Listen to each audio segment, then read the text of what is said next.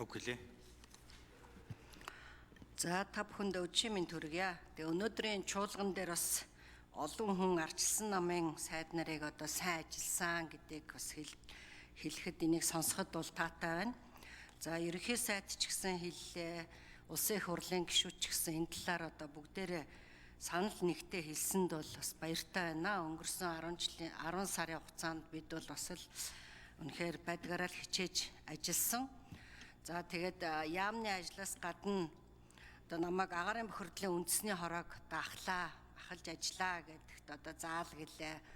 Өдөр шөнөгөө бас 5 сар ажиллаад үр дүнтэй л болж байна.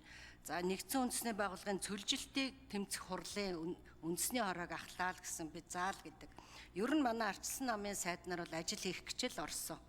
Бид нэг реформ хий гэж ордог. За энд бүх энэ ажлаа хийсэн ажлаа яриад байвал одоо дуусахгүй. Тэгэхээр би нэг хэдхэн зүйлийг онцолж хэлье гэж хүсэж байна. За нэгдүгээрт эгийн голын асуудал байгаа. 2024 оны 8 дугаар сарын 14-нд ерөнхий сайд болон манай одоо ган төмөр сайд намайг дуудаад эгийн голын усан цахилгаан станцын төслийг гацаанаас гаргах үүрэг даалгаврыг надад одоо оногдуулсан өгсөө.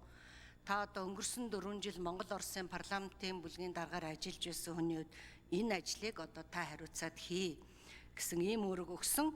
За үүрэг өгөгдснөөс хойш 20 хоногийн дараа Оросын албаны улсын байгаль экологийн сайттай санам бичигт бол гарын үсэг зурсан.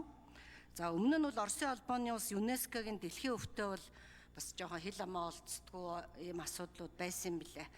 За санам бичиг зурснаас хойш ердөө 1 сарын дараа эгийн голын усан цахилгаан станц байгуулах шинжлэх ухааны академийн хамтарсан ажлын хэсгийг байгуулж төлгөөг баталсан байдаг. За үүнээс 5 сарын дараа эгийн голын байгаль орчны нийгмийн нөлөөллийн үнэлгээ тэзүүгийн ажлыг бол эхлүүлсэн. Нэг ёсондоо надад Монгол Улсын засгийн газраас өгсөн үүрэг даалгаврыг 8 сарын дотор бид нар бол энэ бүгдийг бол хамтарсан засаг хийж чадсан. Тэгээ энэ төлгөөний дагуу бид 26 оны 2 дугаар улирал дуусгах ёстой. Тэгэхээр дараагийн засгийн газар бол энэ сайд нар энэ ажлыг бол одоо үргэлжлүүлж одоо хариуцлагатай хийх нь бол одоо улс орны эрх ашиг чухал юм а гэж үзэж байна. Тэгэхээр 60 жил гацсан төслийг бол бид бас 8 сард хийж чадсан шүү гэдгийг би бас нэг нүүр бардам хэлчихье гэж бодож байна. Энэ бол бас амаргүй байсан ажиллаа. За мөн Монгол улсын ногоон хөгжлийн бодлого гадаадын төсөл одоо хөтөлбөрийг Монгол улсууд татах асуудлаар нийт 300 гаруй уулзалт хийсэн байдгийн.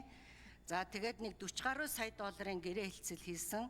За Монгол улсад карбоны зах зээлийг хөгжүүлэх талаар нэг 2 тэрбум төгрөг. За байгаль орчны албан агчдыг чадваржуулах талаар нэг 10 гаруй тэрбум төслийг уур амьсгалын ногоон сангаас бол одоо ингээ авахар болоо төслүүд бол амжилттай явж байгаа. Тэгээ би эрхэм гишүүдэд нэг зүйлийг хэлмээр байна. Ер нь байгаль орчны яам бол үндсэн чигүүргийн яам байх ёстой юм билээ шүү.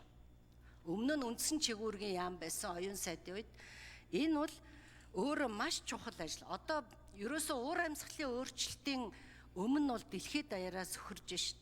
Энэ дулаарал, энэ хуурайшилт, сая хуурайшилтаас болоод ойн төмөр гарсан богдуулын талбайгаас 2 дахин том талбайг бид нэр ойн төмөрт алдчихлаа. Тэгэхээр энэ уур амьсгалын өөрчлөлт байгаль орчны салбарт бид бол онцгой анхаарах ёстой.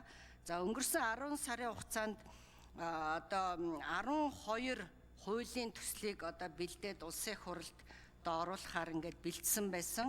Энийг бол яг бас улсын их хурлын гишүүд дараа нь